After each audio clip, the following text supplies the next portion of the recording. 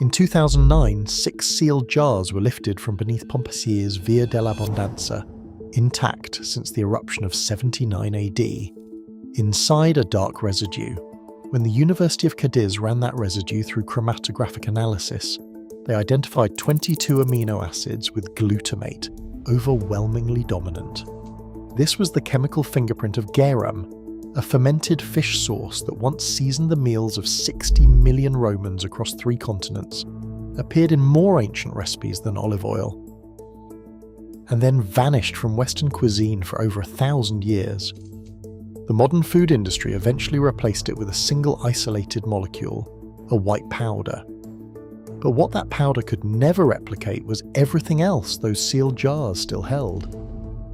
A trowel scrapes gently across the packed volcanic ash, revealing the curved rim of a dolium, one of 6, each half buried beneath the paving stones of Pompeii's Via dell'Abbondanza. The morning sun catches on a patch of ancient ceramic, and a hush settles over the dig team. These vessels have not seen daylight since the eruption of 79 AD.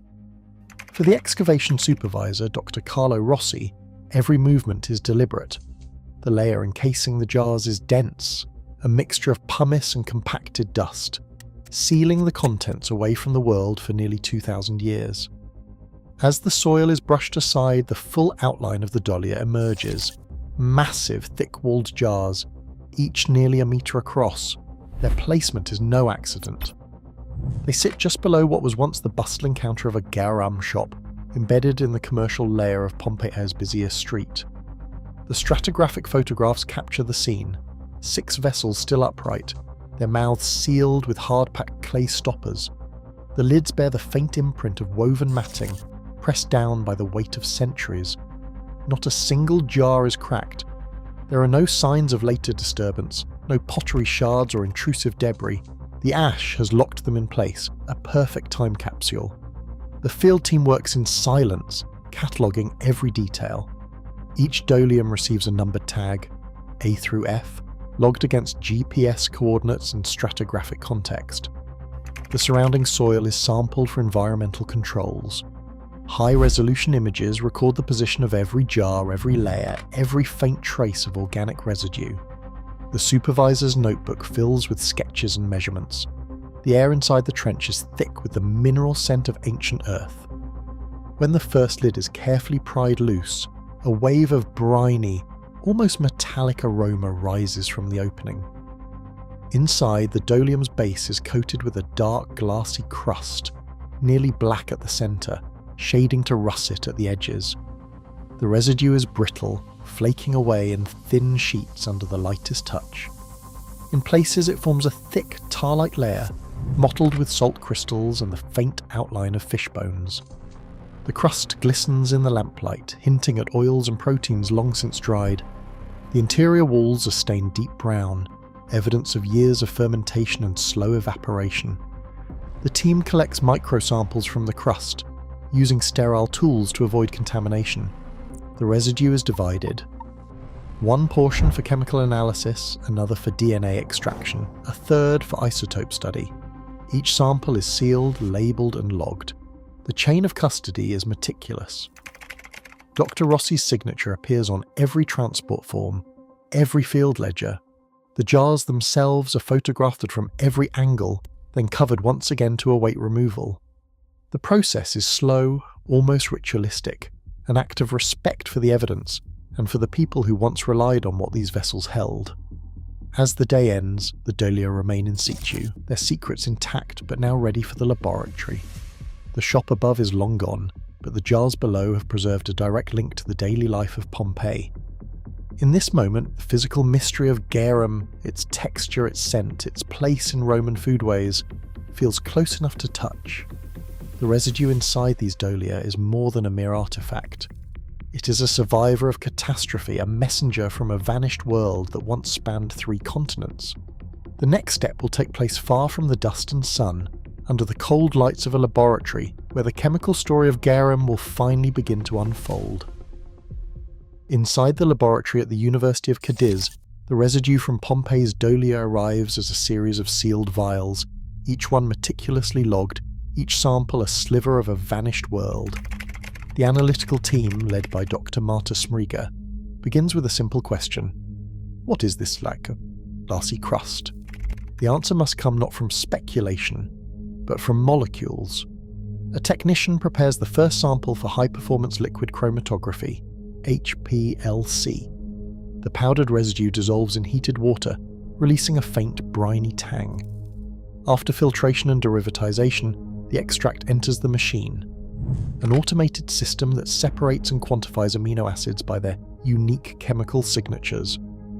As the instrument hums, a chromatogram begins to trace itself across the computer screen, a forest of peaks, each one representing a different amino acid liberated from the ancient source.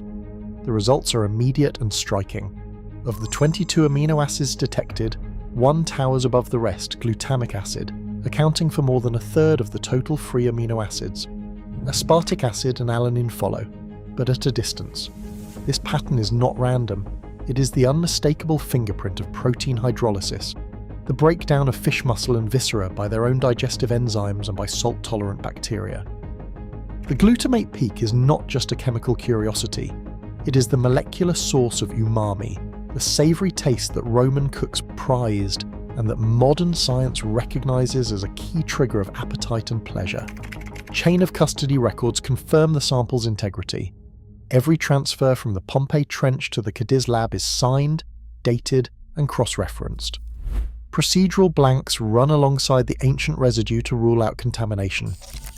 As the team compares their data to modern anchovy sources and experimental garum recreations, the match is undeniable.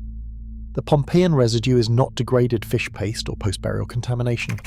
It is the concentrated remnant of a fermented sauce, engineered for maximum flavor and preservation. The chemical proof extends beyond amino acids. Mineral analysis reveals a sodium content of around 4,000 milligrams per litre, with calcium and magnesium levels that echo the mineral profile of Mediterranean seawater, evidence of heavy salting just as Roman recipes described. The sauce's high salt content, paired with its glutamate dominance, points to a methodical process, whole fish layered with sea salt left to ferment under the sun, their proteins broken down by pepsin and trypsin from the fish's own viscera. The result is a liquid rich in free amino acids, especially glutamate, stabilized by salt and shaped by time. But the story does not end with chemistry. The team turns to taste receptor biology to explain why this particular sauce held such power over Roman palates. Human umami perception begins with the T1R1 and T1R3 receptors, protein complexes on the tongue that respond specifically to glutamate and certain peptides. When these receptors are activated, the brain interprets the signal as savory, satisfying, and deeply nourishing. Modern studies confirm that the free glutamate levels found in the Pompeii residue are high enough to trigger a strong umami response, even at small concentrations. In effect, the ancient sauce was engineered to amplify the very taste that signals protein and nutritional value to the human body. The HPLC chromatogram does more than identify the source. It transforms a mystery residue into a verified food product. The evidence is now layered. Archaeological context, forensic chain of custody, chemical peaks, and sensory biology all converge. The residue in the dolia is not a generic fish paste, nor the byproduct of decay. It is a deliberate glutamate-rich condiment, created by Roman producers who, without modern terminology, understood how to coax flavor and nourishment from the simplest ingredients.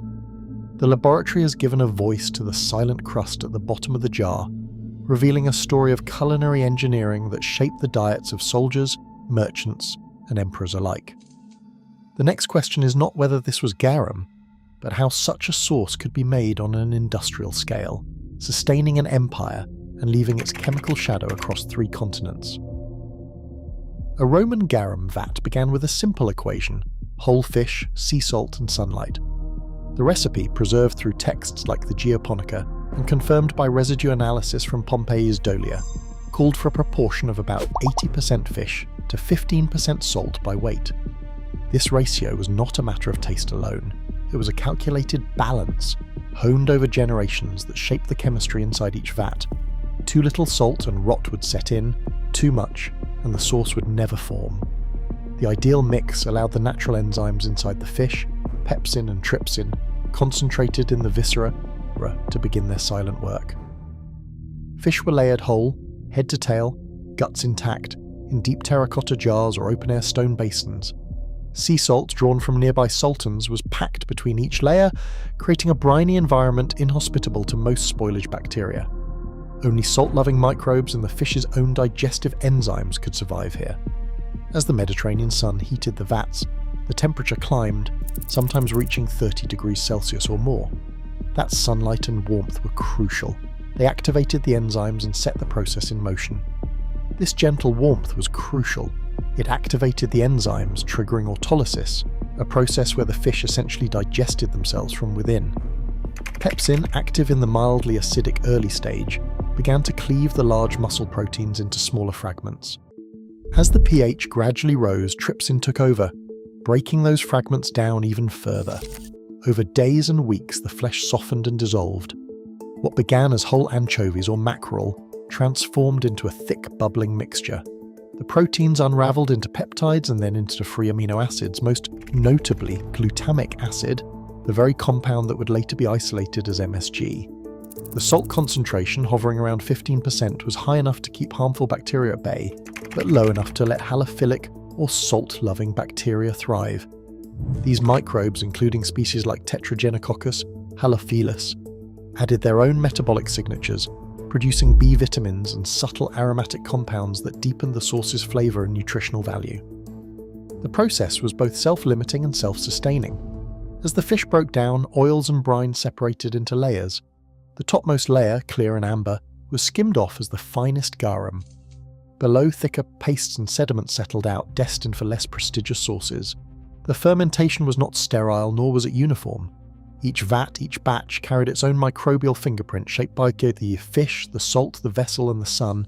Yet across the empire, from Baila Claudia to Pompeii, the same core principles held: whole fish, high salinity, and the slow orchestrated breakdown of protein by pepsin and trypsin. The outcome was a liquid rich in free glutamate, stabilized by salt, and layered with the byproducts of both enzyme and microbe. A living ecosystem in a jar engineered long before anyone named the molecules inside. Roman fish sauce was never a single product, but a family of condiments, each with its own place in the culinary and social order.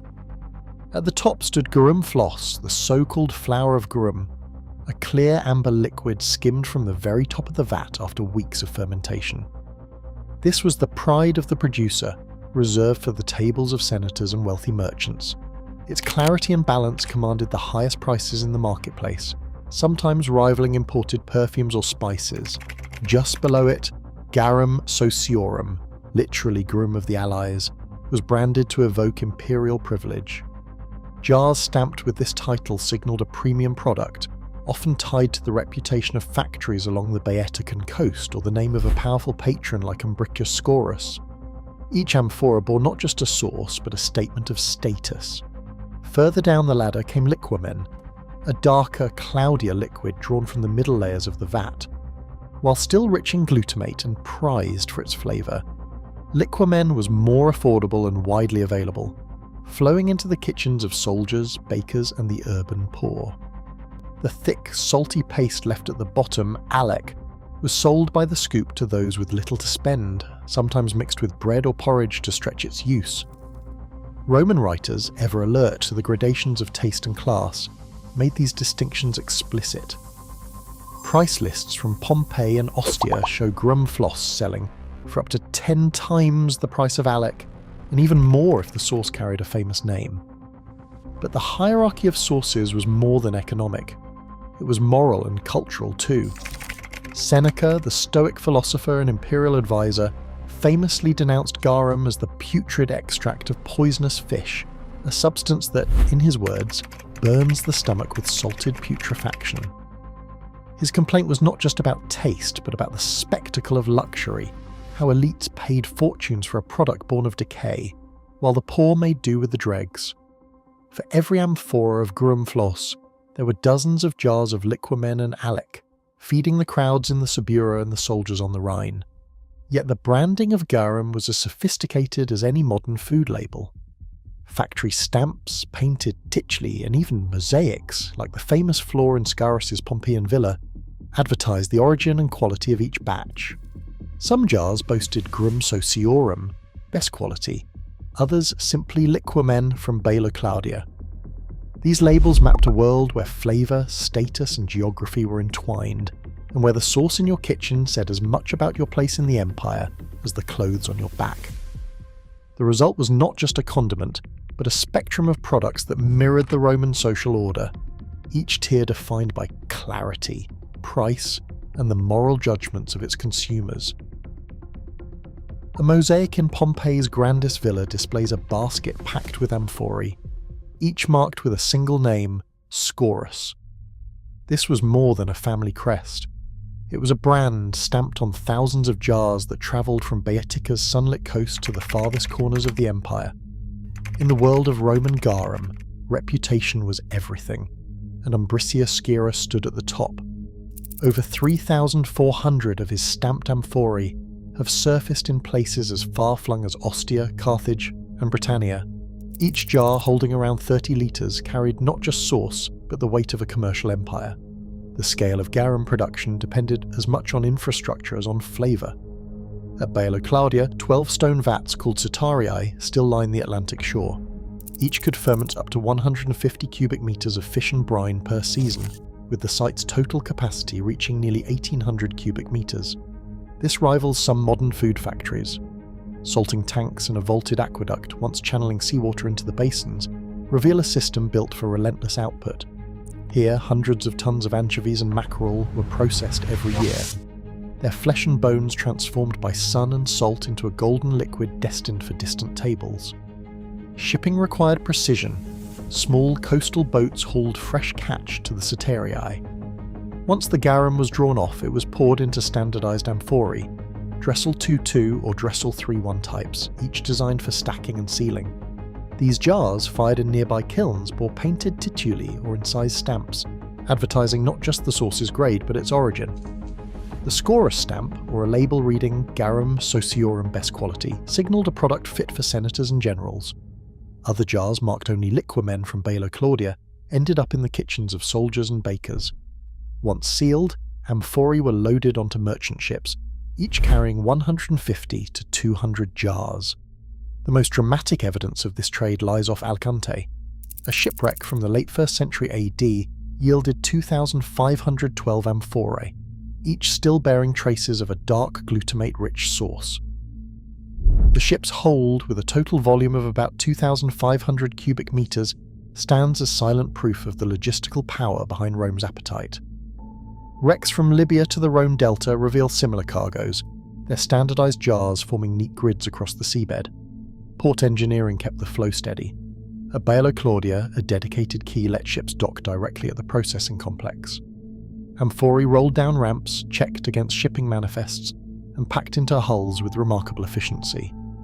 Inland, the Via Appia and river routes carried garum to Rome and beyond, ensuring even remote outposts could season their grain with the taste of the Mediterranean. A single factory at Baila Claudia could fill 25,000 amphorae each year. Across the empire, annual output reached millions of litres. Price lists from Diocletian's edict show premium garum fetching 12 sestertii per litre, more than some wines, on par with olive oil. For entrepreneurs like Scaurus, the rewards were immense. His fortune, built on fish and salt, funded mosaics and political ambition. The Scaurus name appears in municipal decrees and on Pompeii's magistrates' lists, proof that a condiment could launch a family to the heights of Roman society. Behind the grandeur lay a web of labour, logistics, and branding. Each amphora, each stamped seal, mapped garum's journey from coastal vats to urban tables. In Rome's daily life, the sauce was more than flavour. It was a thread connecting distant provinces, a marker of status, and a symbol of the empire's reach. A Roman legionary hunches over a bowl of barley porridge, the rough grain softened by a splash of garum from a battered clay flask. The sharp, briny scent cuts through the camp's dust and sweat, a reminder of the Mediterranean coast and the supply lines that stretch from distant ports to this frontier outpost.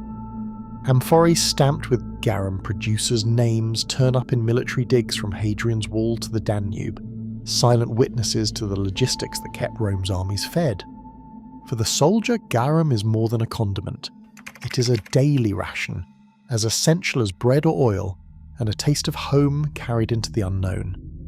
The same sauce appears at every level of Roman society. In the kitchens of the wealthy, garum is indispensable. The 4th century cookbook attributed to Apicius calls for garum in nearly every recipe: meat stews, vegetable purees, even desserts. More garum is used in Apicius's recipes than olive oil or wine, a striking ratio that reveals its central role. The instructions are blunt: add garum to taste, no dish is finished without it. This is not a minor seasoning, but the backbone of Roman flavour, relied upon to transform even the humblest ingredients into something savoury and satisfying. In Pompeii's crowded streets, garum crosses the counter in every quarter. For the poor Alec, the thick, salty paste left at the bottom of the vat can be mixed with bread or porridge, stretching a meal when money runs short. Bones recovered from Pompeii and Herculaneum drains carry the chemical signature of marine fish, proof that even those on the margins ate garum-laced food. The sauce's presence is visible in the refuse of bakeries and taverns, where amphora shards mingle with charred grain and olive pits, evidence of a staple that touched every class. Doctors prescribe garum as both remedy and risk. In Galen's medical writings, a spoonful is said to aid digestion, soothe ulcers, and restore appetite, but too much can inflame the blood and burn the stomach with salted putrefaction. Seneca, ever the critic, calls it the putrid extract of poisonous fish. The tension between nourishment and danger runs through Roman attitudes, but the sauce remains woven into daily life. At elite tables, garum floss, the clear amber liquid skimmed from the top of the vat, signals status. Guests dip lettuce leaves into tiny bowls, savouring the briny tang. In the kitchens below, cooks blend garum with honey, wine and herbs, masking the taste of preserved meats and old vegetables. The same amphorae that grace villa floors appear, battered and plain, in bakery storerooms and merchant packs. Chemical analysis of dental calculus from Roman skeletons reveals traces of marine proteins even in inland regions, confirming garum's reach. The Smriga study of Pompeii's dolia shows its glutamate-rich profile, a nutritional supplement and appetite stimulant engineered through fermentation. Garum's journey from sunlit vat to wooden spoon is a story of adaptation, a society turning the sea's abundance into a daily necessity. Across the empire, it binds soldiers and senators, healers and cooks, rich and poor, in a shared, salty embrace. In every drop, the empire's reach and fragility are distilled, a taste that could vanish overnight, leaving only traces in bone, pottery, and memory. By the middle of the 5th century, the arteries that once carried garum across the empire began to falter.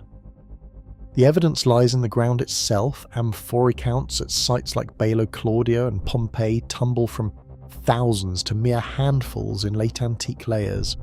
Excavations at Baelo Claudia reveal vats choked with sand and collapsed roofs, a landscape of abandonment where production once thrived. The city's Satariae, which had processed up to 25,000 amphorae of sauce each year, fell silent within a generation. In Pompeii's basin, the tally of garum jars drops by 90% after 450 CE, a pattern mirrored at other once busy factories from Spain to Brittany. The collapse was not a single event, but a slow unravelling of the networks that sustained the industry. Maintenance records for the great coastal salterns, those shallow ponds that yielded the salt for fermentation, vanish from the ledgers after 440 CE. Dredging and repairs cease, and the ponds silt over. Imperial edicts that once regulated salt production and factory upkeep are replaced by silence. The infrastructure that held the system together, stone vats, aqueducts, kilns for amphorae, falls into neglect. At Baelo Claudia, the aqueduct that fed seawater to the vats is found clogged and broken, its channels filled with debris. The physical backbone of garum production simply dissolves. At sea, the change is even starker. The Notitia Dignitatum, a register of imperial fleets, lists only a handful of active vessels by the mid-5th century. Where 30 ships once patrolled the western Mediterranean, fewer than 10 remain. The specialised cargo ships that once carried amphorae of sauce from Iberia and North Africa to Rome are either lost to piracy or repurposed for other goods. Shipwreck surveys tell the same story. After 450 CE, the number of vessels carrying garum amphorae drops to a fraction of previous centuries. Some late shipwrecks contain no garum jars at all. Without the fleet, the flow of source to distant markets dries up. The intricate web that connected coastal factories to inland cities and military outposts unravels. Even the Annona, the state-backed grain and food supply, can no longer guarantee a market for garum among soldiers and the urban poor. As the logistical system collapses, who does the demand that once fueled mass production?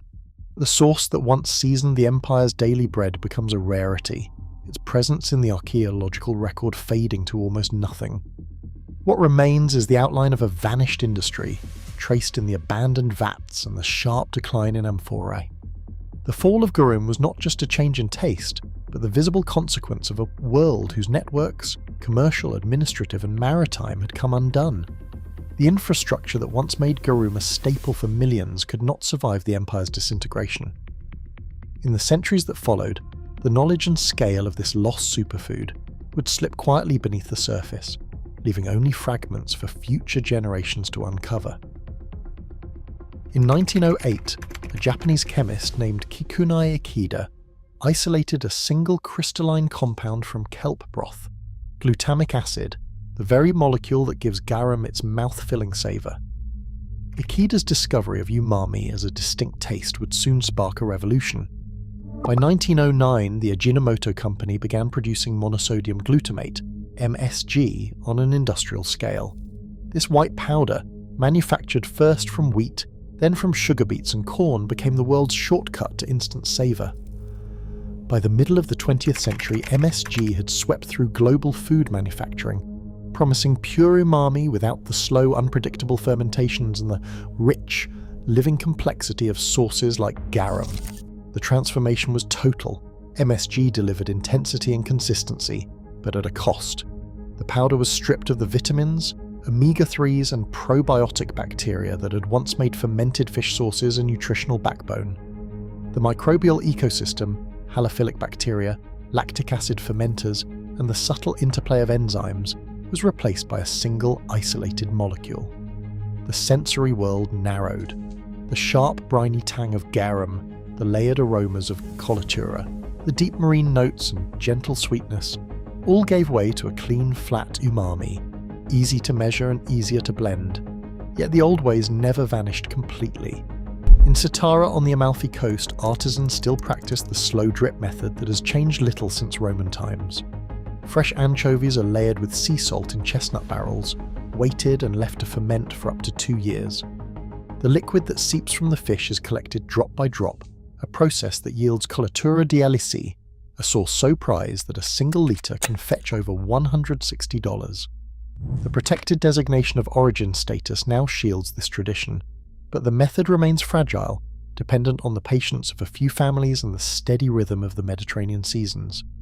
Dario Bernal Casasola, an archaeologist who has traced the DNA of ancient garum, stands beside a modern colatura barrel and points out the living thread that connects past to present. The same halophilic bacteria, Tetragenococcus halophilus, found in Pompeii's Dolia, thrive in these barrels today. Each batch carries the signature of its microbes, its salt, its fish, and its time. Sally Granger, a historian and experimental cook, dips a spoon into the amber liquid and describes the taste. Not just salty, but layered, marine, nutty, faintly sweet, with a depth that lingers long after the first bite. The contrast is stark. MSG, pure and predictable, powers the global food industry, shaping flavours from snack chips to instant noodles. But in a quiet barrel in Satara, or in the hands of a careful artisan, the legacy of garum persists. A fragile living bridge across 2,000 years. It is a taste that cannot be reduced to a white powder. It is the echo of an empire, a memory preserved in salt and time, and a reminder of what is lost when complexity is traded for convenience. Today, mass-market flavour comes from isolated glutamate, refined, sterile, stripped of the living complexity that once ripened in sunlight and on the shores of Baello Claudia. Where garum was a fermented ecosystem, modern industry offers a white powder, efficient but empty of centuries-old microbial symbiosis. As scientists like Dario Bernal Casasola and Sally Granger rekindle ancient craft, we face a choice between convenience and the richness of a vanished world. The taste of empires lingers, waiting to be rediscovered.